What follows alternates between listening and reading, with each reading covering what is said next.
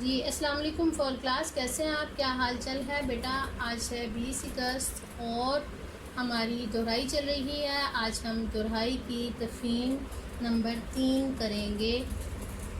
اب ہمارے پاس تفہیم نمبر 3 ہے جو کہ آپ نے لکھنی ہے اپنی کاپیز پہ، اور ساتھ ساتھ آپ نے اس کی پریکٹس بھی کرتے جانا ہے کہ یہ ہماری تفہیم نمبر 3 ہے۔ تفہیم نمبر 3 یہ دیکھیں، ٹھیک ہے، یہ تفہیم نمبر 3 ہے۔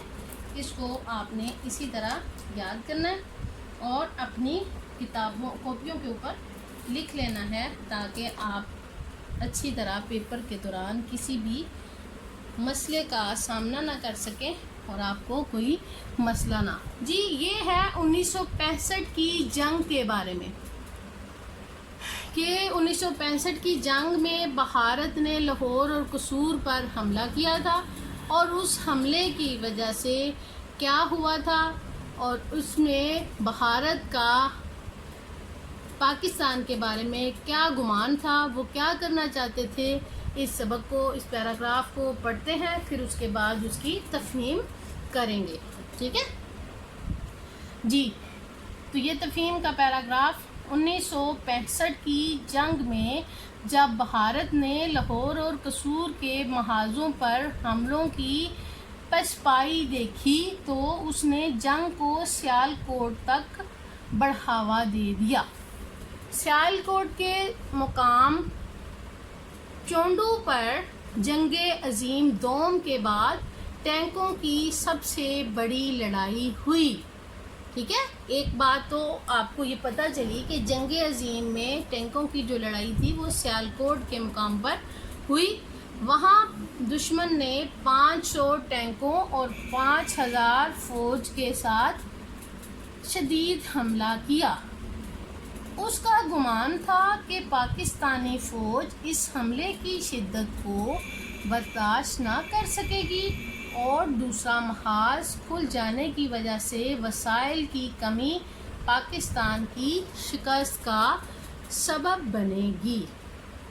تو بیٹا آپ سب جانتے ہیں کہ پاکستان ایک مضبوط قوم ہے، مضبوط ملک ہے، اور یہ شکست کا سامنا نہیں کر سکتا۔ اللہ تعالیٰ ہمارے ملک کو ہمیشہ قائم و دائم رکھے، مگر اس کا یہ گمان ایسا غلط ہوا کہ رہتی دنیا تک بھارتی ٹینکوں کی عبرتناک شکست جو تھی ان کے سامنے آئی۔ چونڈو جو تھا بھارتی ٹینکوں کا شکست کا سبب بنے گی۔ یہ چونڈو جو جگہ تھی وہ وہاں پہ قبرستان بن گیا، قبرستان کی طرح ہو گیا۔ اس محاذ پر پاکستان کے جوانوں نے دشمن کے ٹینکوں کا جس انداز میں مقابلہ کیا اس کی مثال دنیا کی جنگی تاریخ میں آج تک نہیں ملتی، ٹھیک ہے۔ اب اس کے بعد ہمارے پاس سوالات کے جوابات ہیں۔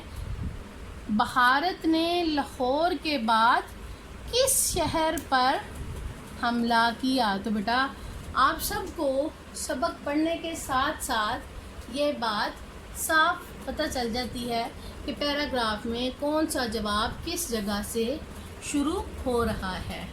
تو یہاں پہ بھارت نے لاہور اور قصور کے بعد جس شہر پر حملہ کیا وہ تھا سیالکوٹ۔ جس شہر پر حملہ کیا وہ تھا، بھارت نے لاہور سے قصور کے بعد سیالکوٹ کے شہر پر حملہ کیا۔ کس مقام پر ٹینکوں کی بڑی لڑائی ہوئی؟ سیالکوٹ کے مقام چونڈا پر جنگ عظیم کی، یہ سیالکوٹ کے مقام پر چونڈا پر یہ جنگ عظیم قائم ہوئی اور یہاں پر یہ بڑی لڑائی ہوئی۔ اب بھارتی فوج کا کیا گمان تھا؟ بھارتی فوج کا گمان یہ تھا، یہ دیکھیں، دوسرا محاذ یہ تھا کہ پاکستان وسائل کی وجہ سے شکست کا سامنا کرے گا۔ ان کا گمان یہ تھا کہ پاکستان شکست حاصل کرے گا۔ یہاں پہ کافی لمبا سوال ہو جائے گا، ہم مختصر سا لکھیں گے۔ بھارتی فوج کا گمان کیا تھا؟ بھارتی فوج کا گمان پاکستان کو شکست دینا تھا، شکست دینا تھا، ٹھیک ٹھیک ہے. بھارتی فوج نے کتنی فوجی طاقت سے حملہ کیا کہ اس کے پاس کتنی فوج تھی, کیا مواد تھا. بھارتی فوج نے 500 ٹینکوں اور 50,000 فوج کے ساتھ پاکستان پر حملہ کیا. تو اس کا نتیجہ کیا نکلا, ان کو شکست ہوئی. اس شدید حملے کا انجام کیا ہوا, دیکھ لیں یہاں پہ لکھا ہوا. ان کا گمان غلط ہوا. دنیا تک بھارتی ٹینکوں کی عبرتناک شکست ان کی مثال بن گئی. چونڈا بھارتی ٹینکوں کا قبرستان بنا. اس محاذ پر پاکستان کے جوانوں نے دشمنوں کے ٹینکوں کا جس انداز میں مقابلہ کیا, اس کی مثال دنیا کی جنگی تاریخ میں آج تک موجود نہیں ہے. ٹھیک ہے, اب آگے ہمارے پاس ہے اس شدید حملے کا انجام کیا ہوا. تو بیٹا اس شدید حملے کا انجام یہ ہوا, اس شدید حملے کے انجام سے بھارت کو شکست ملی اور چونڈا بھارتی ٹینکوں سے قبرستان بن گیا. یعنی وہ ساری جگہ نیست و نابود ہو گئی, اس کا تمام درم برم ہو گیا. وہاں ٹینکوں کی وجہ سے سب کچھ تباہ و برباد ہو گیا. ٹھیک ہے, یہ بیٹا ہم نے اب تک 3 تفہیمیں کر لی ہیں. آپ نے یہ پیراگراف آپ کو سارے واضح نظر آ رہے ہوں گے. اس کی پریکٹس کے طور پہ آپ نے اس کو کاپیوں کے اوپر لکھ لینا ہے اور اس کے بعد اس کے سوالوں کے جوابات بھی آپ نے اپنی اپنی کاپیز پر لکھ لینا ہے.